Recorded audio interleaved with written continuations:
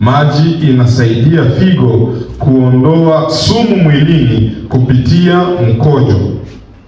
Unapokunywa maji kisha unaenda kukojoa, figo inatumia ile maji ambayo ulikunywa na inaondoa uchafu na unaipitisha kwa njia ya mkojo.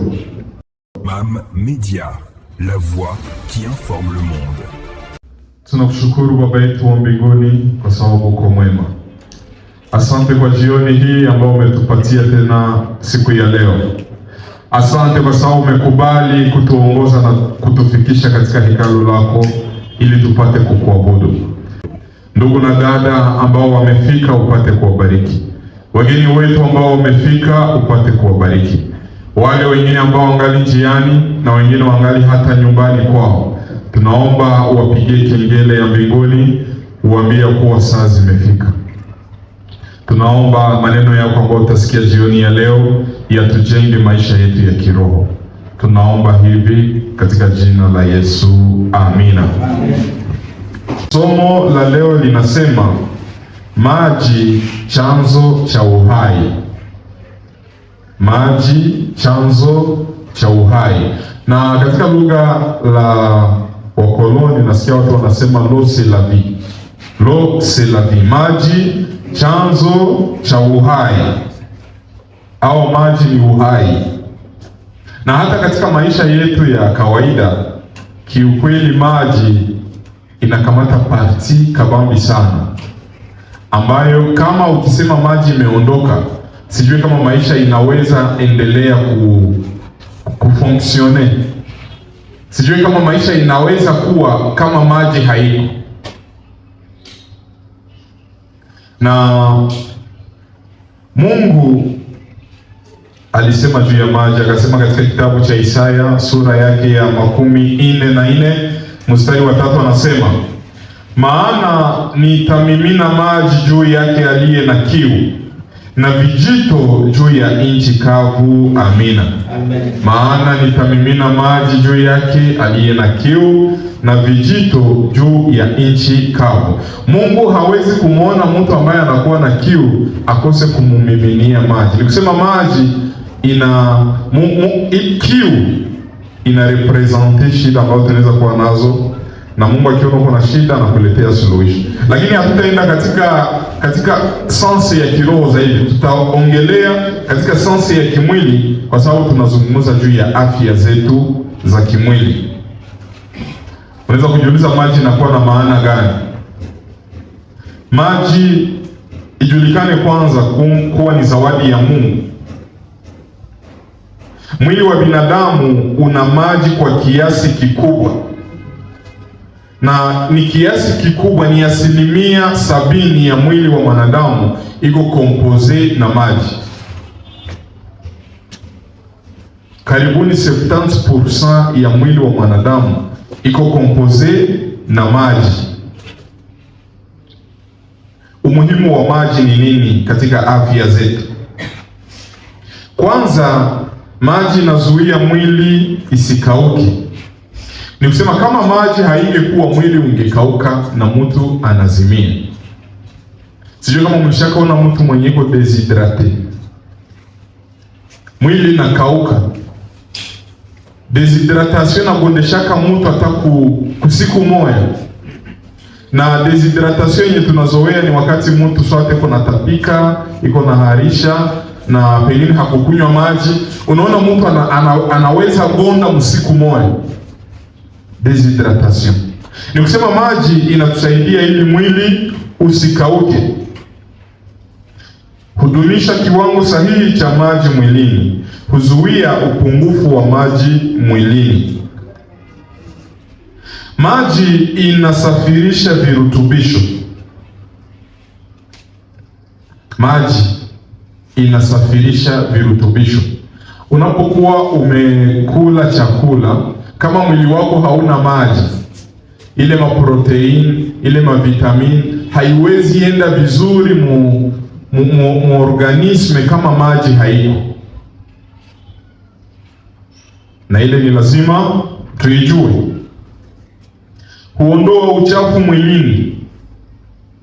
Maji inasaidia figo kuondoa sumu kupitia mkojo. Maji inasaidia figo kuondoa sumu mwilini kupitia mkojo. Unapokunywa maji kisha unaenda kukojoa, figo inatumia ile maji ambayo uliikunywa na inaondoa uchafu na unaipitisha kwa njia ya mkojo. Kuchangia usagaji mzuri wa chakula. Maji inachangia kubon digestion ya chakula. Sijui kama ulishaka kula na ukwe haukukunywa mai mbele wala nyuma ya kula. Unasikia sasa ile chakula kabisa haikushuka, haiko bien, digestion haiko bien mutumu. Na katika digestion wataalamu wa afya wanashauri kwamba ni vizuri kukunywa maji dakika 30 mbele ya kula au dakika 30 nyuma ya kula. Lakini hii huwa hatuiheshimie sana. Unaona mtu iko na kula, kama ni wali anakula kijiko moja anasindikiza na maji, anakula anatia na maji. Hiyo haishauriwi na wataalamu wa afya. Wanapendekeza kwamba ili maji isaidie bon digestion au usagaji wa chakula mwilini, ni vizuri kama ukikunywa mbele kidogo ya kula au nyuma kidogo ya kula. Maji inaondoa uchafu mwilini. Tulishasema ile inasema kusaidia figo kuondoa uchafu. Maji hudhibiti joto la mwili. Mwili hupunguza joto kupitia jasho. Ile maji inasaidia kunormalize chaleur mwili ya mwanadamu. Unapokuwa umekunywa maji, joto inakuja kwa wingi, jasho inatoka. Anasema ni sehemu ya kustabilize joto katika mwili. Sasa fikiria kama joto inakubana, mwili yako hamuna maji inaweza toka saa vile jasho, utapata problem. Nasema pamoja na kazi hizo ambazo maji inafanya, kunakuwa na madhara ya kutokunywa maji. Unaweza kujiuliza madhara yake ni nini? Madhara yake ni uchovu. Unasikia umechoka, unajisikia kuchoka, maumivu ya kichwa. Sijui ni wangapi ambao walishakasikia kichwa iko nauma, kisha mtu anakuambia kunywa maji ya mingi. Eske tulishakasikia habari za vile? Unasikia kichwa kinanisumbua na watu wanakuambia hapana, acha kwanza kunywa madawa, kunywa maji ya mingi. Ile kichwa kuuma ni sinye mojawapo ya masinya ambazo zinaonyesha kuwa mwili uko deshydrate, maji hayamo ndani. Maji kama imekosekana katika mwili, inaweza hata kufunga choo kikubwa na kidogo, hautakoyola vyenye haukukunywa. Lakini pia kama haukukunywa, digestion haitafanyika vizuri na choo kikubwa unaweza kukikosa. Na unasikia mtu anasema mimi siendake kutoalete kila saa, anawaza ni sifa. Haiko sifa, ni kwa sababu digestion yako haiko vizuri. Normalement après kila chakula mwili unafanya digestion, unakamata virutubisho vizuri na uchafu inautupa na inapita kwa njia ya choo kikubwa. Sasa wewe ukiona unakula mlo 2 au 3 bila kuenda chooni, ile ni shida deja. Na ni lazima kukunywa maji isaidie digestion yako. Lakini pia nasema maji ikikosekana, unaweza kupungua uwezo wako wa kufikiri vizuri. Lakini pia unaweza kupata matatizo ya figo. Unaweza kupata matatizo ya figo. Figo nayo ukisikia figo iko na kuluma, ushauri wa kwanza ni kusema kunywa maji ya mingi. Kunywa maji ya mingi. Nasikia kichwa inaluma, ushauri wa kwanza kunywa maji ya mingi. Figo inaluma, ushauri wa kwanza kunywa maji ya mingi. Na hata wengine wanaanza kuwapatia kire kwa mganga, anasema kuanzia leo utaanza kunywa maji vere ngapi asubuhi, vere zingine maji wanampangia hayo sawa vile dawa, ili ipate kumsaidia. Ni kwa sababu inakuwa na maana katika mwili.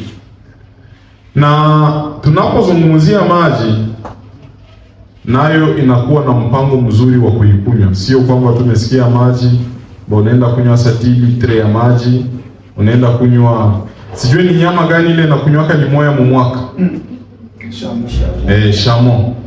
Unasema ifo ni kunywe sasa ni kunywe sawa ngamia.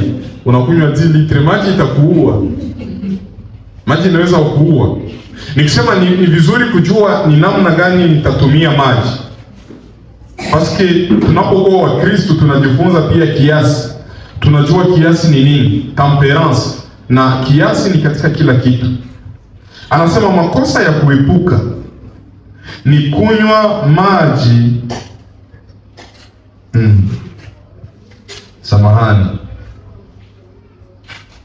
makosa ya kuepuka ni kusubiria kiu kikali ndipo unywe maji.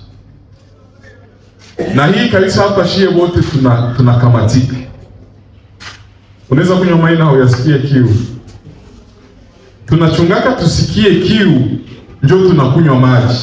Lakini wanasema ni vizuri kukunywa maji mbele na hauyasikia kiu. Kiu inakuwa ni sinye ya alert. Donc pale bateri naanza sone bateri faible. Na mtu mwenyewe ana cash power au kuna charger yako, hawezi chunga sema kasa telefoni na sone bateri faible ndio nda charger. Hapana.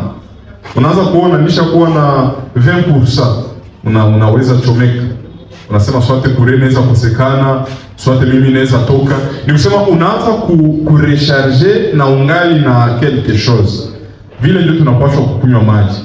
Usichunge mpaka mwili ikuwe low bat ndio uanze kukunywa maji. Hapana, ni vibaya. Utakuwa na umeharibu. Lakini pia ni kutegemea vinywaji vya sukari badala ya maji. Unakuwa na mwingine unasikia anakuambia sasa mimi nasikia kiu. Sasa kukwambia nasikia kiu, maana anasema muuzie chupa. So najiuliza, chupa kama ikuwe ni ya pombe, kama ikuwe ni ya Fanta, eske inaweza kuondoa kiu? Jibu ni hapana. Sasa kunakuwa na watu ambao hawakunywake maji. Kidogo tu anaona Fanta, anakunywa, anasema inatosha. Anakunywa pombe, anasema inatosha. Vile vinywaji vya aina ile haviwezi kuondoa kiu. Maji ni maji, lazima uitumie. Kunywa maji mara kwa mara kila siku ni vizuri sana. Kunywa maji zaidi wakati wa joto au unapofanya kazi ngumu ni vizuri sana. Tumia maji safi na salama. Hii maji safi tulijifunza hiyo siku ambayo ilipita. Tulisema haitoshi tu kukunywa maji, lakini hakikisha maji yako ni safi. Na tukasema maji haikuwe safi kwa sababu wanaiita maji safi. Hakikisha unasafisha maji yako mwenyewe.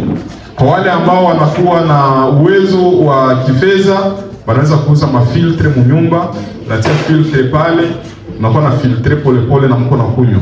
Wengine ambao uwezo hauruhusu, unaweza kuchemsha maji, unaitokotesha, ikitokota vizuri na unaweza kuiacha na pola, unaichuia vizuri, unaikunywa.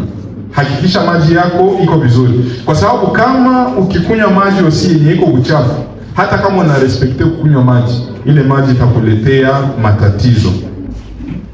Ile maji itakuletea matatizo.